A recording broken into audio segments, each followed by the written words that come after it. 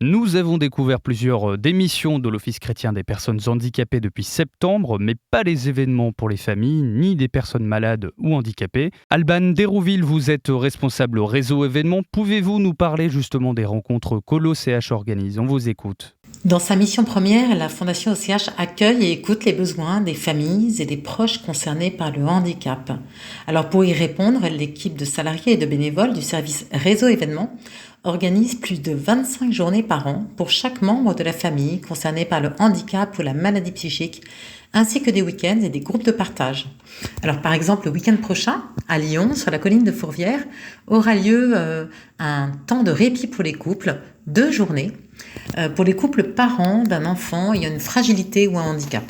Le but est de leur offrir un temps de repos, de rencontre avec d'autres parents qui vivent des expériences similaires, un temps pour se retrouver en couple. C'est très rare pour eux, alors c'est précieux. L'équipe a préparé avec beaucoup de soin et de créativité ces 2 journées. Il est encore temps de s'inscrire sur notre site och.fr.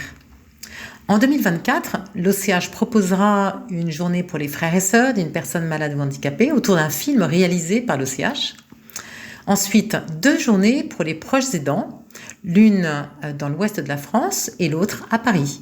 Encore une fois, cela permettra à ses proches, qu'ils soient grands-parents, conjoints, parents ou fils ou filles, de se retrouver pour une journée de ressourcement et de partage. Au printemps, une 12aine de journées réservées aux mamans d'enfants malades ou handicapés seront aussi organisées dans plusieurs villes de France. Et encore beaucoup d'autres événements suivront, que vous pourrez retrouver sur notre site och.fr ou en nous appelant au 01 53 69 44 30. Et quelles sont les particularités des journées OCH par rapport à d'autres associations ? Alors depuis des années, oui, l'OCH fait de la pérédance, sans la nommer.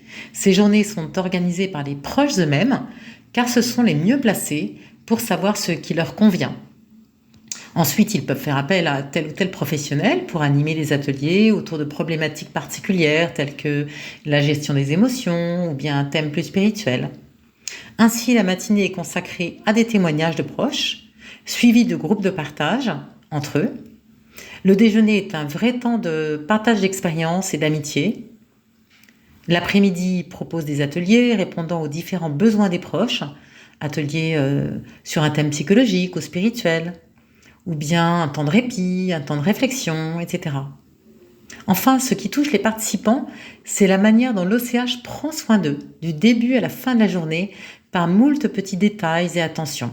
Alors, l'Office chrétien des personnes handicapées ne s'adresse pas qu'à des chrétiens, n'est-ce pas ? Alors non, pas du tout. Nous accueillons tout le monde, de toutes les confessions, croyants ou non.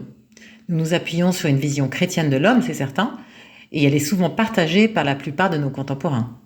En fin de journée, nous proposons de manière facultative un temps de prière ou une messe. Comment faut-il procéder pour être invité aux événements de l'Office chrétien des personnes handicapées ? Vous pouvez vous inscrire à notre newsletter sur le site www.och.fr ou aller le consulter régulièrement, ou bien nous appeler au 01 53 69 44 30. Nous sommes aussi présents sur les réseaux sociaux. Merci beaucoup Alban Dérouville. Je le rappelle, vous êtes responsable réseau événements à l'Office chrétien des personnes handicapées. On se retrouve dans 2 semaines. Excellente journée à vous.